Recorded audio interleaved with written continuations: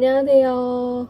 자리광입니다. 유튜브를 잠깐 쉬면서 저한테 좀 많은 변화들이 있었는데요. 그 중에 가장 좋은 소식, 가장 기뻤던 소식 하나를 전달하려고 합니다. 결혼을 하면서 되게 열심히 청약을 준비했단 말이에요. 낙첨되는 그런 고배를 마셨습니다. 그러기를 한 2년 정도, 그렇게 보냈는데요. 드디어 청약에 당첨이 되었습니다. 이날 정말 되게 많이 울었거든요. 당첨이 되기까지도 굉장히 좀 순탄하진 않았어요. 제가 예비 당첨으로 당첨이 됐기 때문에 그 과정이 또 굉장히 좀 험난했거든요. 제가 당첨된 타입에서 예비 제가 10번을 받았어요. 당첨하는 당일날 이제 방문을 하라고 하는데 아파트에서 진행되는 여러 타입에 대해서 전부 다 예비 당첨자들이 모이는 시간이기 때문에 엄청 많은 분들이 오셨더라고요. 사람이 많으니까 긴장이 많이 되더라고요. 물론 앞번호의 예비이긴 했지만 그래도 당첨될지 안 될지 되게 불확실한 그런 상황이었는데 저희 타입이 이제 호명이 되고 쭉 불러서 세워놓더라고요. 제가 10번이었는데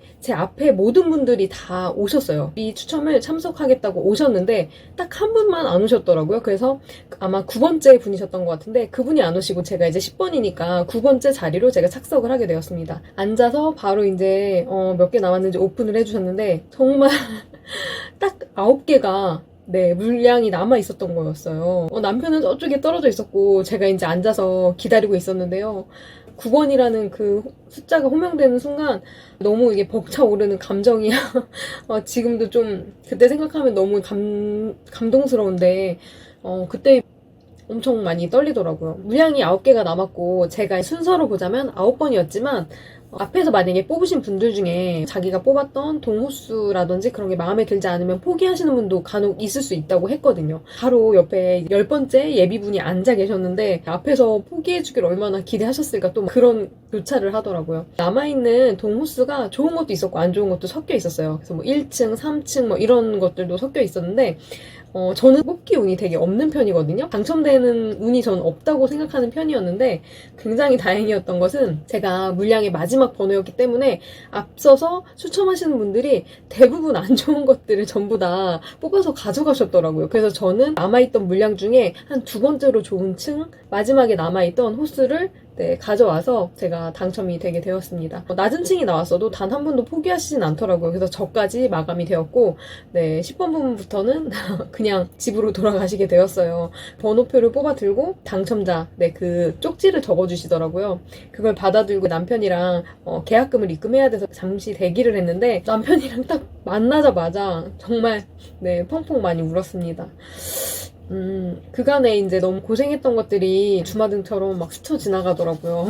저희가 결혼을 하고 그때 집을 사지 못했지만 이후에 계속 이제 2020년, 21년 집값이 많이 오르는 것을 두 눈으로 목격을 하면서 왜 나는 더 일찍 집을 살 생각을 하지 못했을까? 그냥 청약을 준비하는 대신에 차라리 다른 아파트들을 매수를 했으면 어땠을까? 그런 생각이 정말 많이 들었었거든요. 남편이 예전에 이제 미분양 났던 아파트를 받는다고 했을 때 제가 반대를 했던 적이 있었어요. 그걸 놓쳐버리게 됐는데 그 이후로 집값이 너무 많이 올랐던 거예요. 사실 남편한테도 굉장히 미안한 마음이 컸습니다.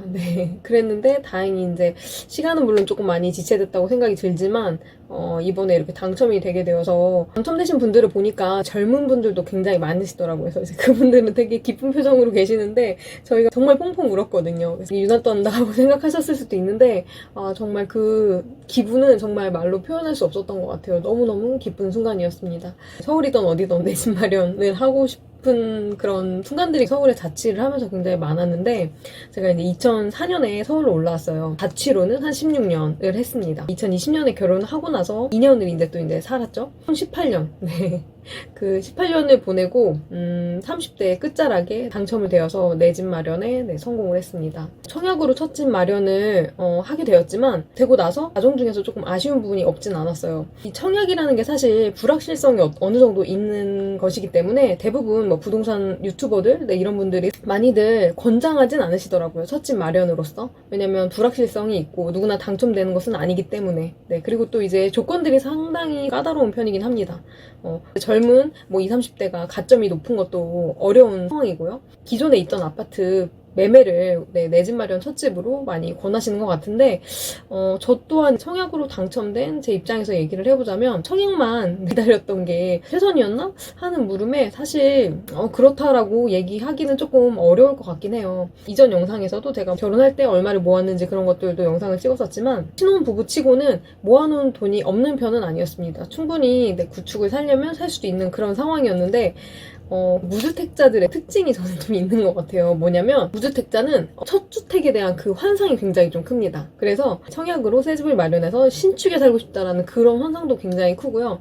그 다음에 시세 차익이 큰 걸 원해요.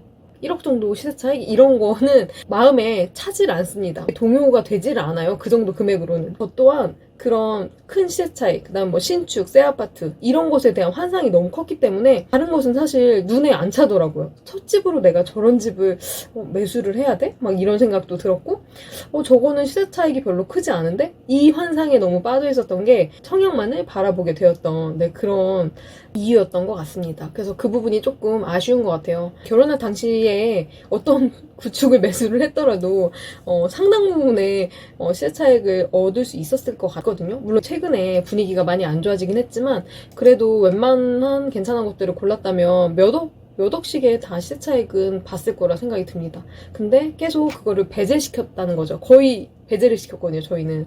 눈에 차지 않았으니까요. 2년 동안 제가 청약을 준비하고, 저는 이제 생초라든지 무자녀 신특, 이 두 가지 정도를 좀 눈여겨보면서 지원을 계속 했었는데요. 사실 청약이 굉장히 어렵습니다.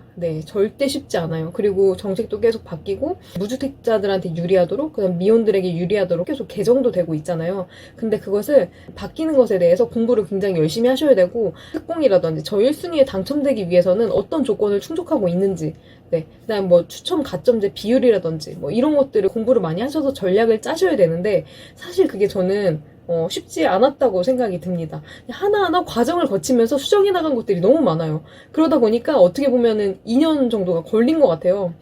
걸릴 수밖에 없는 상황이었죠. 모든 것들을 다 상세히 알고 있었고 전략을 딱 짜고 나서 계속 지원할 수 있는 그런 게 있었다면 아마 더 빨리 당첨됐을 것 같은데 지식이 완성되지 않은 상태에서 넣어보고 이거 우리 잘못 넣었었네? 넣어보고 우리 이거 당첨되면 이거 부적격인데? 뭐 이런 식으로 조건을 맞춰 나가다 보니까 어떻게 보면 되게 위험했던 그런 상황이었다고도 볼 수 있겠는데요. 청약을 도전하고 계시는 분들이라면 본인의 상황이 어떤지에 대해서 객관적이고 전략을 짤 수 있는 그런 데이터들이 저는 좀 필요하다고 생각이 듭니다. 그렇게 해야지 거침없이 도전해서 정말 좋은 단지에 당첨이 될 수 있거든요. 청약이라는 게 당첨되는 데 있어서 누구나 당첨되는 것은 아니고 확률도 어찌 보면 뭐 쉬운 건 아니지만 어느 정도의 가능성을 높이는 것은 우리가 해볼 수 있겠다라는 그런 생각이 좀 많이 들었어요. 그래서 최근에는 이제 뭐 주변에 있는 무주택자라든가 친구들한테도 많이 권하고 있는 편입니다. 그래서 이제 여러분들도 청약을 공부하고 계신다면 제대로 꼼꼼하게 확인하시고 본인에게 맞는 그런 전략을 좀 잘 세워서 도전하시기를 바라겠고요. 제가 예비로 당첨되었다고 했잖아요. 근데 제가 놓칠 뻔해서 자격을 박탈할 뻔한 순간이 있었습니다. 그래서 그 부분에 대해서 이후 영상들에서 하나하나 풀어드리도록 할게요.